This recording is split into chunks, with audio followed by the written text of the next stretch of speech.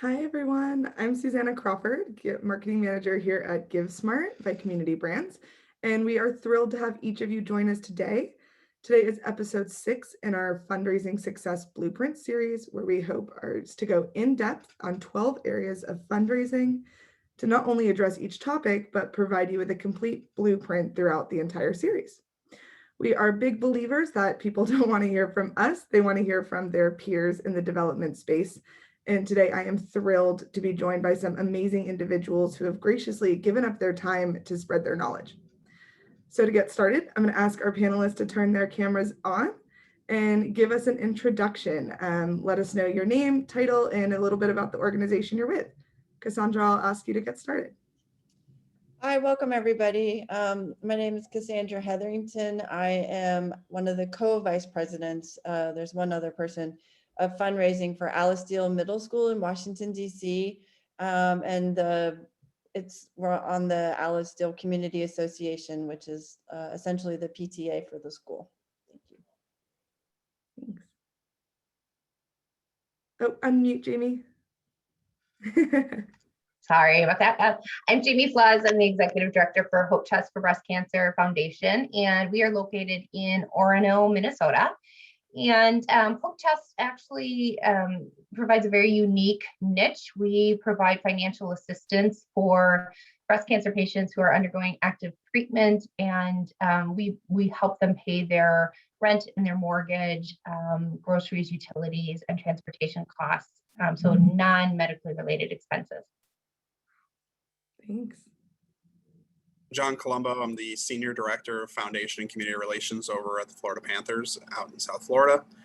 So the Florida Panthers Foundation is held together by 4 pillars: growing the game of hockey, children's health and wellness, veterans and veteran issues, and our endangered namesake, the Florida Panther. Perfect. Thank you guys. We're so thrilled to have you today. 3 true experts in this space, all for very different reasons, which you guys will get to know a little bit better today. But I wanted to let you know that we will be taking questions from you. So please use the question box down below. And also please look out in the chat we will be sharing resources and related materials, as well as the campaigns that we'll be talking about today in there. So we'll keep going on here. Again, just for some Zoom tips and tricks, if you haven't joined us before, to see all of the panelists, find our gallery mode. And if you have questions, again, that Q&A is going to be where it's at. You can see Kathy and Patrick on the line as well. They are fielding all of this. And as well, we'll be putting those resources in the chat. So what's the agenda today? We're going to talk about ticketing and registration first, and go into a little bit about the factors that are included in that the strategic decision behind it. Then we're going to actually hear from the panelists themselves of their stories and their specific experience in this. We'll move into some item solicitation advice, how they do it, the back end, and then we will open it up for questions from you. So let's get started with a little poll. Let me pull it up. Awesome. And while you guys are answering, I'm going to throw it over to John. And John, to get started with kind of the item solicitation theme of today, from the foundation perspective of a sports team, what are the policies around when you get donation requests for items? How do you guys handle those situations? And do you have any tips or tricks for people who are asking sports teams for memorabilia or whatever that looks like? Yep. On our end, we handle somewhere around 1,000 to 1,200 requests a year. So a lot of them, our biggest thing is we've kind of gone digital with a lot of that platform. So I would say from our end, we have it available on our website. Our goal is obviously to help as many organizations as we can. So our focus is always trying to always say yes as long as they fit, our criteria, being in South Florida, that they're hosting an event, and that regardless of what they're doing, what we'd love to do is be able to support. So a lot of times from our end, I would say that from tips and tricks side, I would say that our biggest thing is checking our website, filling out the form. That just helps us streamline it, obviously. we have a group of team that, kind of sorts through them, on a monthly basis and make sure that, that we're not missing an event, that we're taking care of it. And for us, we've really, strived to always say yes, as long as that organization is in the market and is part of, our community. We want to be able to support, even if it means just, an autograph photo or, something small that, hey, we can help, at least get something there. And so I think from our end, it's been, making sure that we always have the right items, that we have different variety of things, that we understand what your event is, understand, what the scope is, what your base is, like, who's benefiting from it.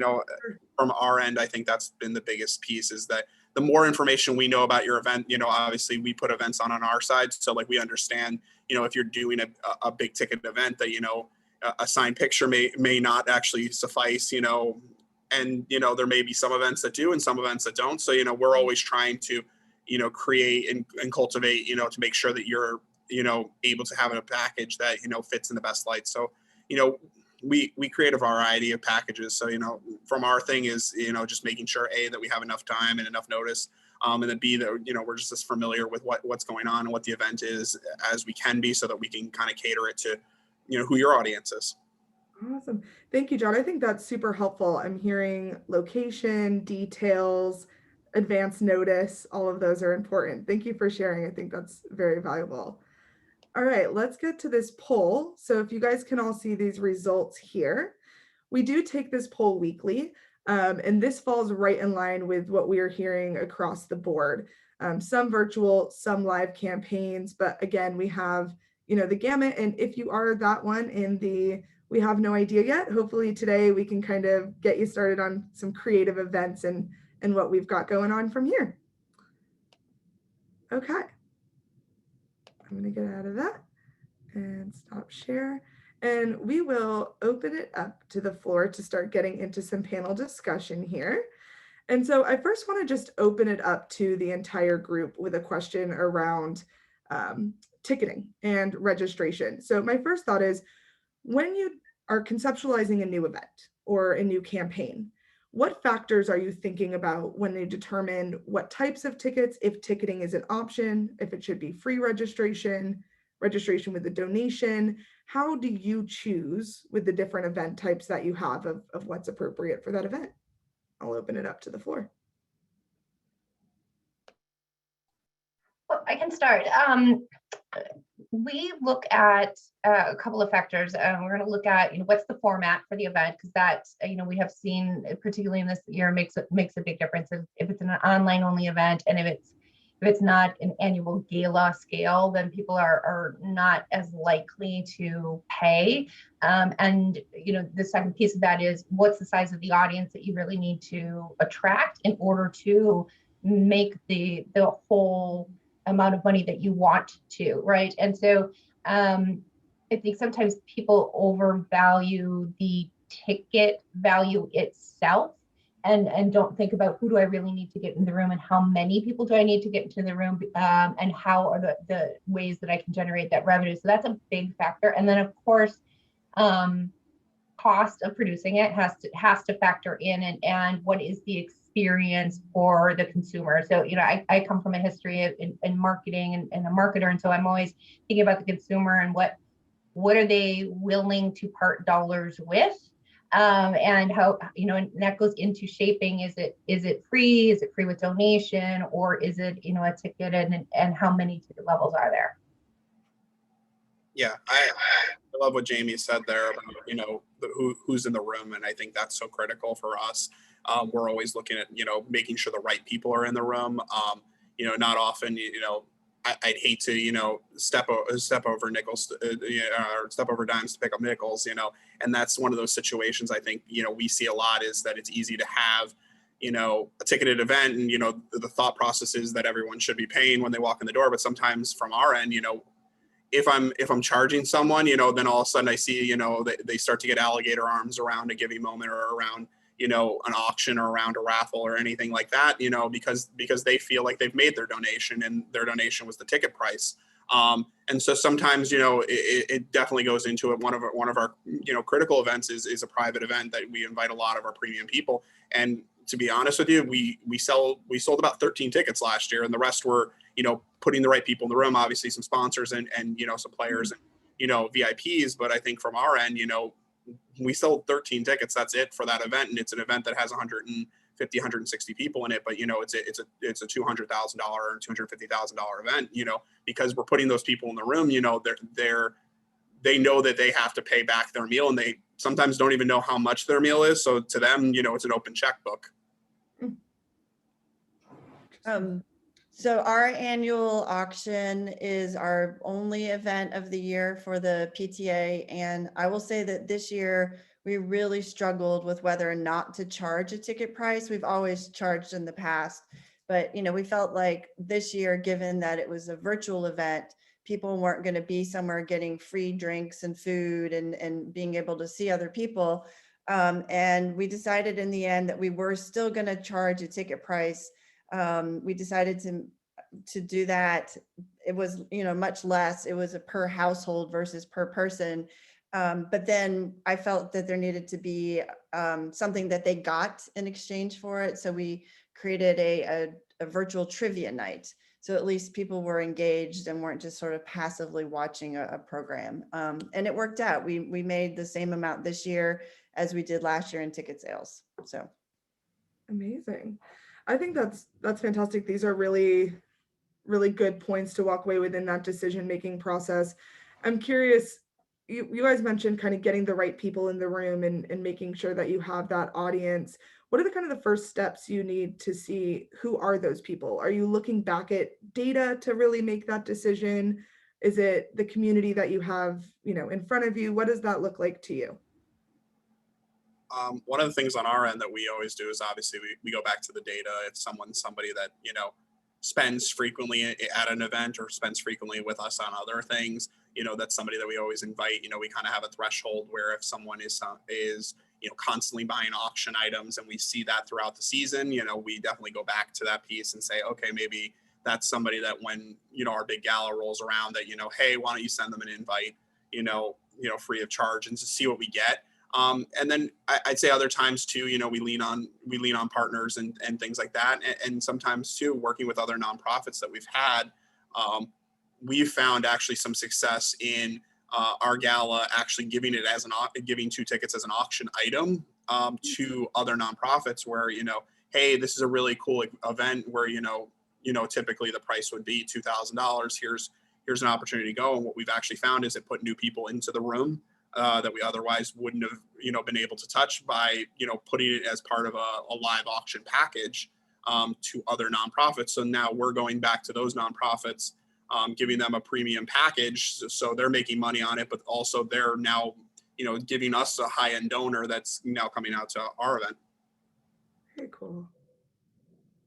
Awesome. Yeah, that's great. And kind of going off this, I know I didn't prep you guys on this one, but I'm curious to get people registered, to get the word out there, to get tickets sold, to make sure that those people are in the room. Have you guys done any incentives to get people to register early, or have you done anything promotional wise to, get it out there? Can you talk about that a little? Yeah, I'll say at Hope Test, we tested something last year and it failed. So, but it was a trial, right? Last year was an experiment for a lot of us, and we tested for a online. It was a virtual holiday concert, and we tested giving away a 4-pack of sparkling wine that was donated, by one of our board members, actually, with a ticket price, right? So we were trying to package it together, and that you would stay home, save, and get some wine, as an incentive. And it didn't work at all. And in fact, some of the people that did sign up early for it never picked up their wine. They didn't want it. They and again, and it was at that point for that particular event, we just decided to change and make it just a free event, which that's what we found. It was like, oh, free worked, and we brought in a lot we've brought in a lot of new donors, and that was part of that event. So we partnered with a local radio station intentionally to try and bring in some different donors. But that incentive completely failed. Hey, that's a lesson learned, right? I mean, now virtual is free, or Cassandra, with you, like it's the one event, so you maybe need to do that. Did you do anything to promote that, or was it from being in a school, was that easier to kind of promote within your community and the parents? Well, we promote only within the community, so our demographics will change, as new families come into the school, and when when old families go to high school, then they're not going to come to the middle school auction likely. But what we do is we offer a cheaper price for early bird ticket versus a day of ticket, and then we didn't really offer any other incentives to try to, nothing like offering wine or anything like that. So. Early bird. Exactly. Yeah. Awesome. Anything with you, John? Yeah, I agree with Cassandra. I think we did a lot of early bird things, and I think that usually helps drive it early, and kind of puts us in a position to know what we're looking at. Obviously with any event we set up a goal of, hey, we want this many people in the room. Some events are, hey, we want maximum amount of people in the room, and some events are very like, hey, we want to keep it as small and intimate, and that's kind of a challenge sometimes. Honestly, like from a sports end, where we're used to packing buildings and we're used to doing that, but sometimes it's having to take a step back and say, hey guys, like it's great, but having the right people in the room, it signals more people out. So I'd say, like from an early bird standpoint, our other events, that we're really trying to maximize people at, early bird really drives it, and it kind of sets us a tone of like, hey, are we at the right price point? If we're not getting any movement, and we've had a few instances where we've offered a discount to season ticket holders the first 2 days of an event, just to make sure that they're getting it out there and they know about it and they're sharing it and they're telling their friends, but it helps us be able to know, hey, we're looking at an event that's going to be 400 or 500 people, or we're looking at an event that's going to be 200 or 300. Yeah, I love what you guys are saying. I'm picking up a theme of like really understanding what the event is, how many people you want, who you want, and then being able to go offer that to make sure that you get that right audience, right? I'm curious, this will be my last kind of thought on this before we jump into your individual stories, but going virtual in the last year, right? You guys all have had kind of that pivot moment. Did you find that going virtual expanded your reach? Did you find that you were able to attract new people through that? I mean, I would say yes. And I think all of us are in a place where we're still trying to understand, and it's going to take a little bit of time. Like what was the long-term payoff of that, right? So, all of us saw new people, and for some it was great, because obviously we, gave more exposure of our work and what we do. And that's a good thing. But I don't know what the retention is going to be, right? And as we all know, it's been a difficult year to maintain and build relationships. And so one of the reasons that most nonprofits do the events, besides the fundraising aspect, is for that relationship building and kind of the stewardship of donors. And that's difficult to do when you're starting the relationship in a virtual world and still really haven't had much of an opportunity to build that in-person relationship. Yeah. So we don't, I wouldn't know who would have joined that wouldn't have come, because we don't always know all the parents in the school. We have in 3 grades, we have 1,500 students. So that's, it's a huge school. I do know that that because of the unique funding challenges this year and it being a virtual event, we actually got a coverage in the Washington Post from a local columnist, and he talked about the challenges of virtual fundraising. This is also the 90th anniversary of the school, so he talked about that. And so that piece was fun. And I think what we were able to do is we reached out to some alumni, notable alum, and had them record videos about their experiences as students. So we got a video from Warren Buffett, And we got a video from a lot of local politicians, our attorney generals, Deal alumni, things like that. And so that was kind of, that made it a little bit fun just to be able to have those videos. And, you know, some of those people were mentioned in the Washington Post article. So I know my parents joined from Ohio and they wouldn't have come if it was, you know, live. So, but other than that, I don't know if more people came because of that, but we got more attention because of the virtual. So Yeah.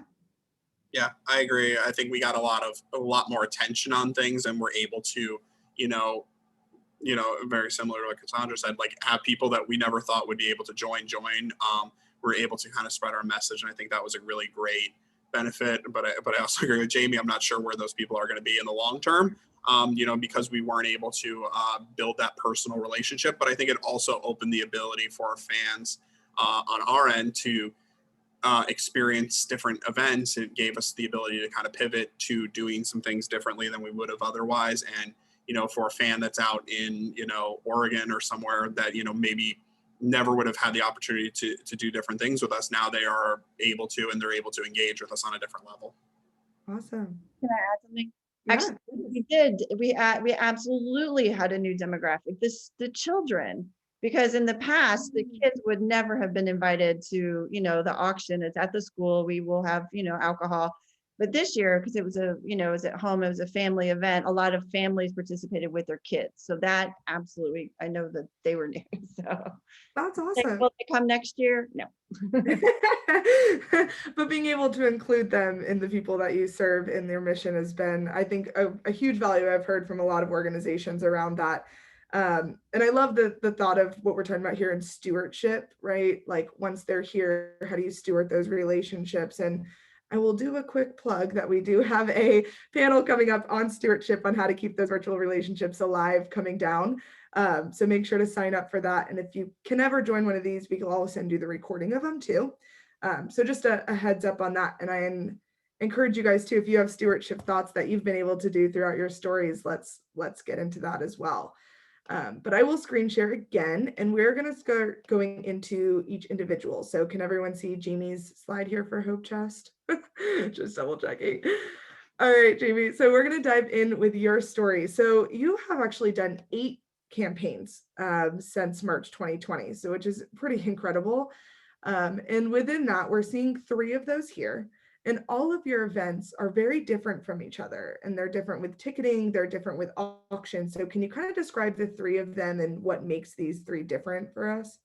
Sure. Yeah, these are our 3 largest and sold produced. So the Hope for the Holidays was the one I was just mentioning. This is, I would say, small scale online auction and then a live stream concert. So we partnered with a local radio station and their DJ and had 2 hours of holiday music programming and some dance programming. And the intent there, was really, we are trying to bring in a younger audience, to Hope Chest. It's a gap in our donor base. And so that I always looked from the marketing perspective and say, okay, if we're trying to attract this particular audience, what is something that they're going to be interested in? Where are these people clustered? And so we looked for a DJ and a station that actually had not only a good following, but actually a history of philanthropy and had raised money for other nonprofits. Runway for Hope is a fashion-centered event. Again, with being a breast cancer organization, no surprise that most of our donors patients are actually female. So fashion, plays a role in trying to attract a wealthy donor, particularly in our market. This is the high-end mall that we partner with for a fashion show. And typically this is an in-person brunch. So we started planning the year as an in-person brunch and then quickly had to move to a pre-recorded fashion show. And we kept this ticketed. And we had, again, a more fashion-centric silent auction.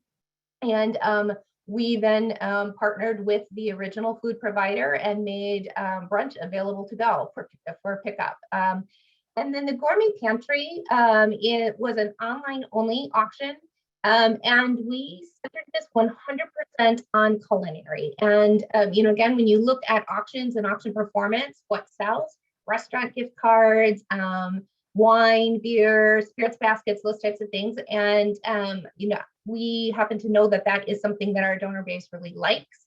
And again, when we had this was, again, early days of the pandemic, we all saw that, people were really engaged in online and looking for online shopping. And so we themed an entire auction around what sells in auctions. And it did incredibly well for us. It was completely free. And so, we really looked at that and basically went 100%, net contributions to our mission based on that. Incredible. That's so great. And I love the creativity and the segmentation that you mentioned within that, of how they're all different in different audiences and how you have different tickets or registration depending on the event or the segmentation. Those are some really great takeaways. And with this, so in all your campaigns, you've had incredible auctions. I mean, and I'm not talking small auctions, I'm talking like 50 to 100 items per auction. Can you walk us through a little bit of that collection process, the ask, and how do you attract it? How do you attract it, and how do you keep people helping you? What is that volunteer engagement? We really don't have a lot of help. To be honest, I will say we're an exceptionally small organization. So I want people to understand it's not like we have lots and lots of people. We our full-time equivalent, when you add all of our team together, we're at 2 FTEs total. And we have a couple of volunteers and, a small board. So we have to be really organized and mindful. And just like I said, when we give thought to the theming of our auction, we give then ideas and thought to the theming of what's going to be in the auction curation. And so we kind of develop a wish list of items and businesses based on what we think is going to be more attractive to the audience base of that particular event. And also if it's an in-person event, geographically, where we're probably going to pull from, right? And then we make this list up, and then we honestly splice it. We say, okay, these businesses are going to be more attractive based out. I see a question, I'm like, yep, we have a total of 2 FTEs. We're all part-time.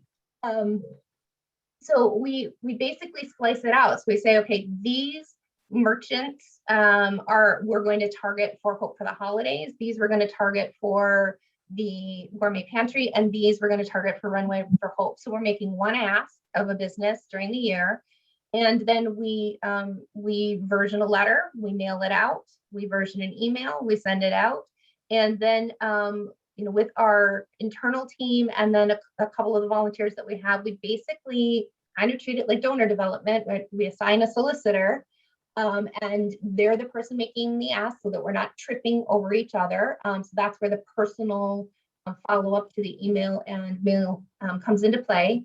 We keep everything in spreadsheets, and we build the spreadsheet out ahead of time, like the upload for GiveSmart, so that we know we're collecting the right data ahead of time. The solicitor enters that information into Excel, which we host in Teams. So we are able to do it remotely. And then we upload it into the system, kind of zhuzh it up, and off we go. It sounds super easy. It is not. It was painful. There were a ton of nights that I was like panicked and calling some friends. And it does help. I'm not gonna, pretend it doesn't. It does help that I, spent time in marketing and media and advertising, because I do have some relationships that, we're able to pull to the table. But I also am really mindful when we're looking at our volunteers and who are going to help us solicit items. We're really strategic about that, and like who knows a lot of people and who is really unafraid to ask. And the people that I have doing it love it. I love it. There's so many good nuggets in there to pull out from. That's fantastic. And you broke up a little bit when you said your staff size, but you said 2 full-time, right? Yeah, so we are all part-time. So I'm actually part-time, and our marketing person's part-time, finance part-time, and a part-time office manager and patient liaison. Amazing. Okay, great. And just a reminder, guys, to keep questions coming in. I know we've had a few, but keep them coming. That's fantastic. I think we got one right here, actually. So I'll ask you in the moment. How many auction packages per 100 guests? would you recommend? So like how many items per people you're expecting?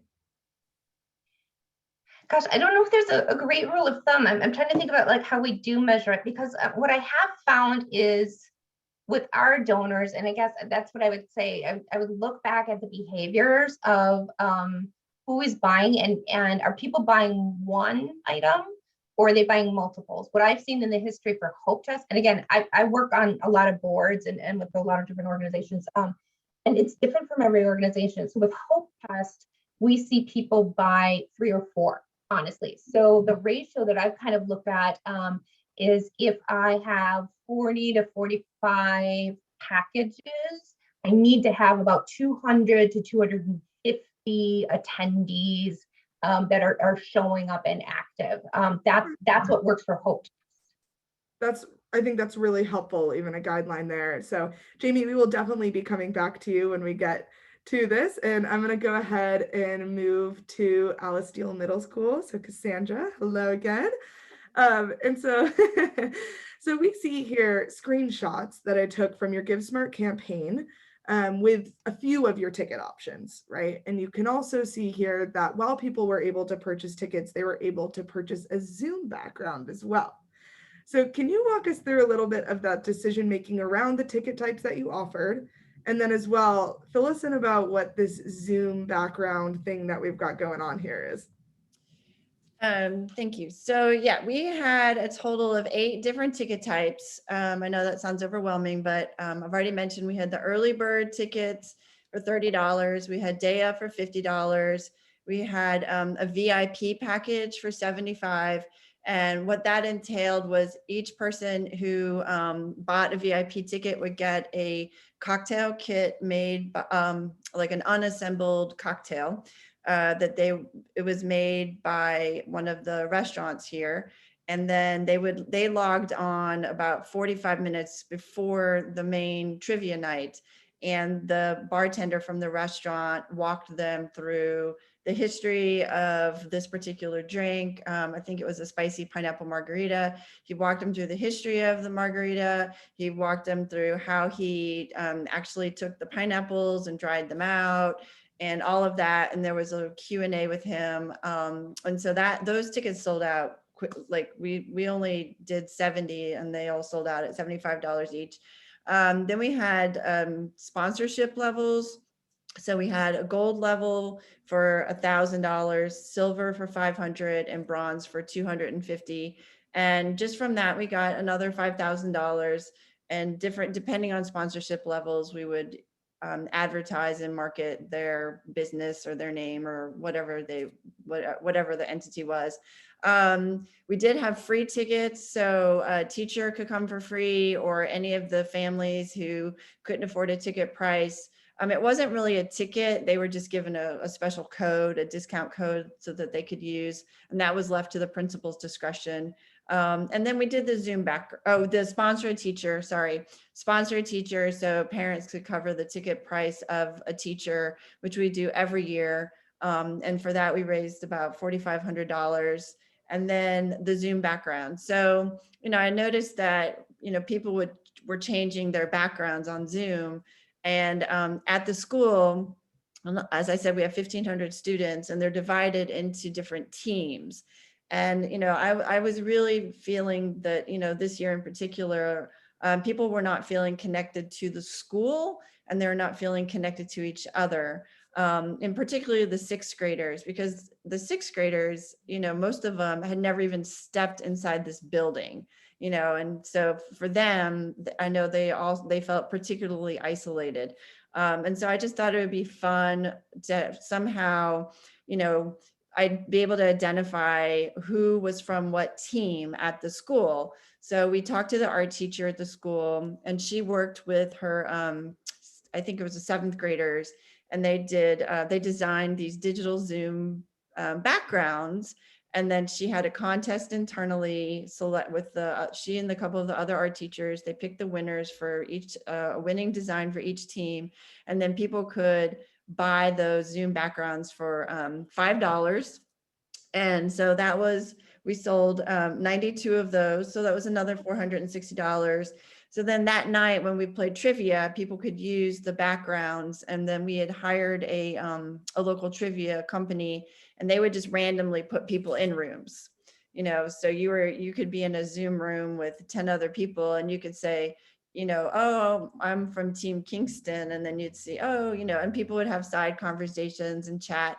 They would, the way it worked was the virtual, the trivia company would ask the questions, and then they would sort of leave, and people could discuss in the groups among themselves and come up with the answers. So that was just, it's just really we really wanted to, obviously we wanted to raise money, but we really, personally, I wanted people to feel more connected to the school and to each other. And, I was looking at ways of building community. And I know we had talked about soliciting auction items, given that we didn't feel that this was the year to go to restaurants and businesses and ask for donations. What we did was we sent them all a letter and told them we appreciated their past support. We weren't going to ask them this year. And we recognized them, their past support on the website, and told them, they could look at that. We encouraged the Alice Deal community to support those businesses. And then what we really did was we focused internally. So families donated things like one family said, I will, we'll pick a date and I will go and buy donuts and coffee and show up at your house on Saturday morning and deliver donuts and coffee, and that went for $150.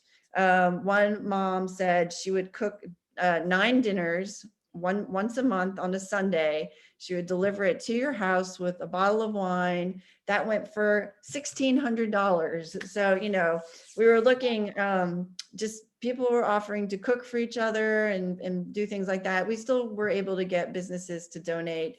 But yeah, so it was all about sort of what are our resources and strengths within our community? How can we strengthen the community and create a sense of connectedness to each other and to the school? So. Wow.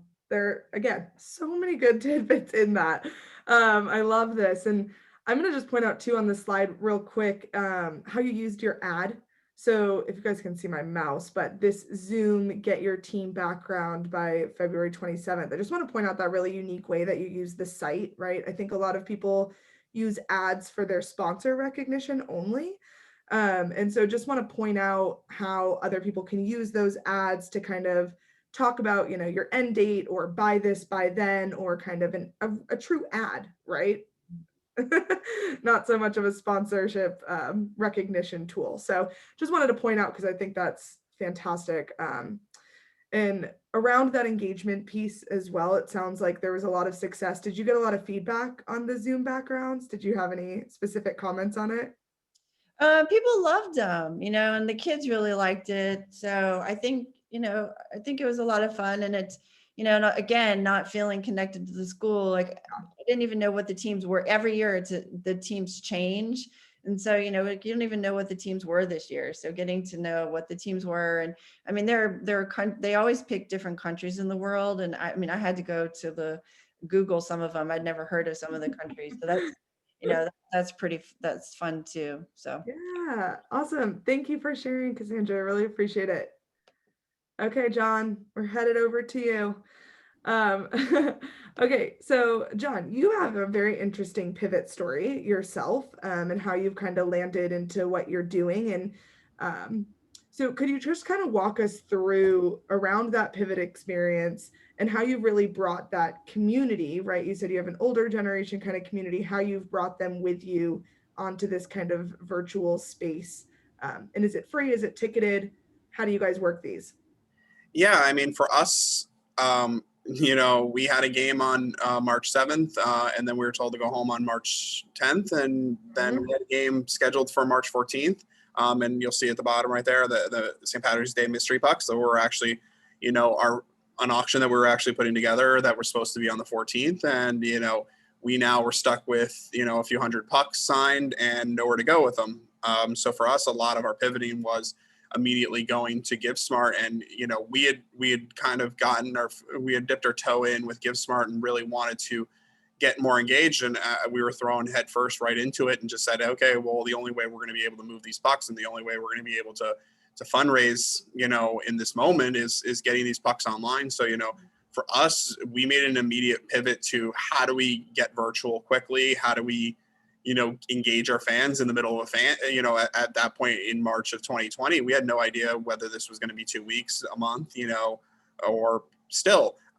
So, for us, I think our biggest thing was, we have a fan base. We're in the middle of a season. We're in the middle of a playoff hunt. How are we able to, continue to engage with them, continue to make them feel part of the community? And, we had been always, nervous about making the jump to digital. And, I think that it, unfortunately with the pandemic, one of the good things that came out of it was people were forced to become more digital, use QR readers, use things like that. And so for us, it was a learning curve, but, for our team, we were able to, get those pucks up quickly and then eventually start building virtual events. Right. Yeah. I mean, you guys have done an incredible job. This is just 4 of the many campaigns you guys have done this year. And I want to kind of specifically call out on this slide. You see this like order form, right? We saw it on Cassandra's page, but also you have this as well. And you used order forms really creatively throughout your campaigns, like putting putting like instant buy items on their raffles, ticket types, like all different steps. So can you kind of just give me an idea of how you think about order forms, right? Is it about the guest experience? Is it about the ease of use? And then also a little bit about that transaction fee area here too, but just kind of curious your thoughts on how you design these pages. Yeah. Honestly, it started, interestingly enough, about a week into the pandemic. And, we really wanted to be, get out into the community and figure out how to do that. And we actually launched a virtual 5K. We called it the Territory Trot. What our marketing team uses is this is Panthers territory. So like our South Florida region is the territory. And what we found was, okay, we're going to do a very low cost, run that was really more designed on a marketing side, and much like Jamie, I come from a marketing background actually. And so for us, it was like, how do we get our brand out there? And, we rushed to be like the first team in sports to put out a virtual 5K. And, we went to GiveSmart and we were, hey, how do we create this registration page where fans can sign up at, a very low cost run? And, what we did was we actually did a $10 run and, said, hey, you're going to get a virtual bib, you're going to get all these items, but it was really just trying to bring the community together when we had all these fans that just wanted to be, were alone in their house. Well, hey, go run, go walk, go take the dog for a long walk. And I think that was, something we did. So I think, from our fans base and like being able to use GiveSmart as not only just, how we're handling registrations here, like here, you'll see our Stash Dash, which is a run that we usually do in the fall, and we actually pivoted it to what we call a Stash Dash, which was, a men's cancer run. We had previously done, a breast cancer run. And one of the things that we actually were wanted to pivot and, try something different. And, we were able to kind of use GiveSmart on that platform, and, we're able to create those different experiences. You'll see, our fan appreciation auction, our favorite things auctions. We were able to hub everything. So now our fan base knows that, you go to flapanthers.givesmart.com. They're able to constantly go in there and that there's always something happening. There's always something that you can check out. And it's training that market of, hey, we might have an auction. Hey, we might have, a silly shirt. We currently have up there what we call Vibing Panther. Vibing Panther is a drawing a 7-year-old made for us for Kids Day. And it's our logo, and for some reason, our fan base is really taken to it. And, we're selling the t-shirt. So, for us, we're only 2 full-timers on the foundation side. It's myself and Danielle Jacobs, and the 2 of us, really team up to, create those experiences for our fans, but really push people to be, invested and engaged. Sure. Yeah, you've mentioned, on the side of having that older fan base and being able to have that ease of use. And I love the idea of having like one place where someone can go, bringing in that stewardship stuff we're talking about, continuing people, giving them more options to continue to engage, right? Fundraising dollars come with it, but that engagement level is huge, right?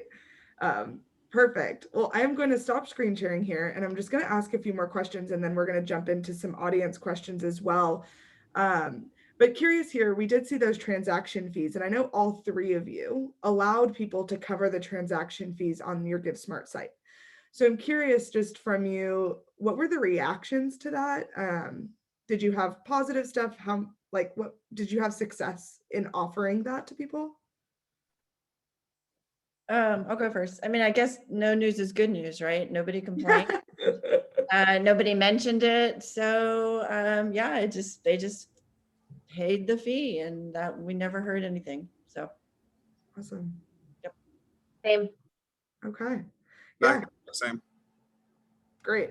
Yeah, just curious, I think a lot of people wonder if they should do it, if they shouldn't do it, but I think the option is, it seems from all the examples that I have that it is working for people to be able to cover some of those fees. Yeah, I think people are pretty savvy nowadays too. I mean, they know where fees occur, and that, that we have expenses with credit card and platforms and things like that. I think that was, a little different 5-6 years ago when people didn't understand that there's a cost to platforms and processing credit cards.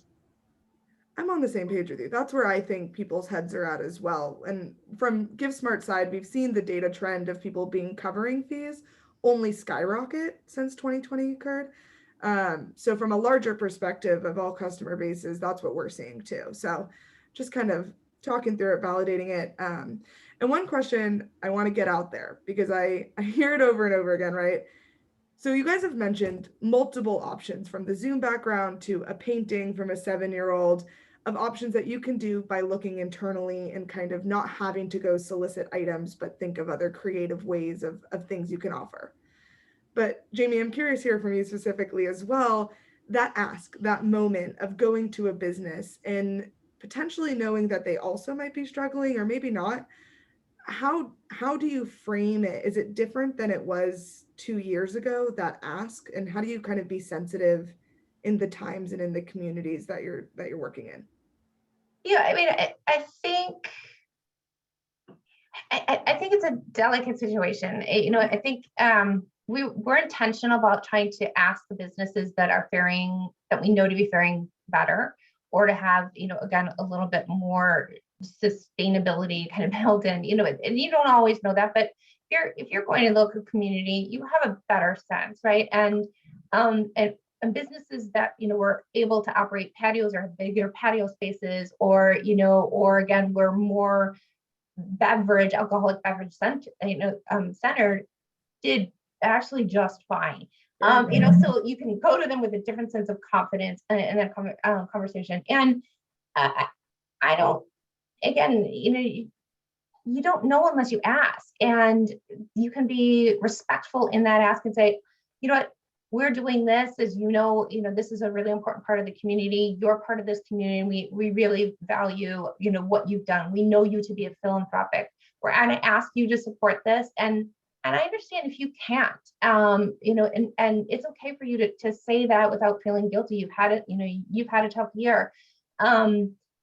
Because it is, a relationship, and we all know this, particularly the smaller town you are, it is the small businesses that make, the nonprofits, as successful as they are in fundraising. And so I think it's just that honest conversation, and from a business perspective, we want them to do what's right for them for the long haul too.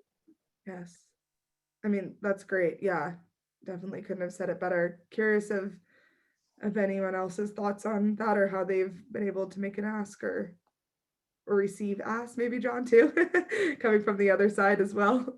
Yeah, I mean, I think from our side, we do both. So like, we're in an interesting situation where, we're asked and we ask as well. So I think it's, understanding the market, knowing where to ask, and it's been a lot lighter of an ask, which is actually a very nice piece. I think one of the best things that's come out of this is like people, on our end, people just become so much more respectful of, when they are making an ask to us. It's, been a lot softer. It's been a lot more understanding. Like, hey, no, you may not be able to pull this off today, but just want to put it out there, and no harm if you can. And I think on the other end, we've been trying to be very similar too. If we're putting in an ask for something, We do a calendar every year, and we have a local printing company that we print a ton of things with throughout the year. And that's kind of like their thank you is usually they comp the price of printing the calendar for us that and we went to them this year and we were just like, hey, completely understand if you're not.